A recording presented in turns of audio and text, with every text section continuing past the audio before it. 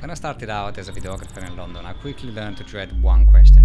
How much does a video like this cost? And then it was going my answers like a laundry list of variables, like it depends on the voiceovers, on the animations, on the stock footage, the length of the shoot, and I was feeling as a broken record. And it was frustrating because I couldn't give a price without knowing their needs. But over time, I discovered two powerful methods to get clients to reveal their budget up front.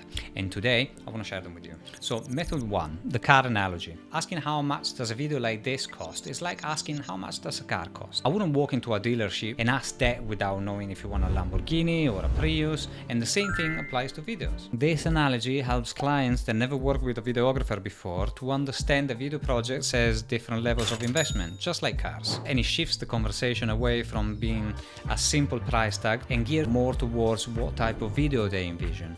And by comparing to something familiar, it makes the concept of varying budgets much clearer. Method 2, price anchoring. Once you've established the concept of varying levels of investment, you can still use price anchoring, because sometimes clients that might still be a little bit confused. You could say most of our projects fall between £1,500 and £2,500, so would this agree with your expected budget, or does this sound good to you? This question usually encourages to reveal their actual budget, because they might say this is too high, this is about right. So no matter what their answer are, you have a starting point for a more productive conversation about their actual needs now. Here's a bonus tip for you.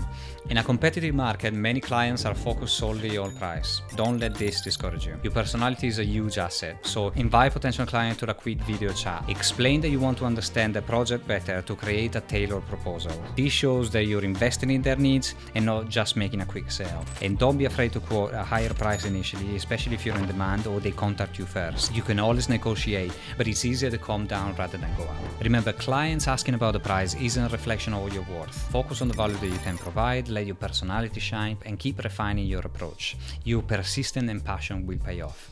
Wish you all the best.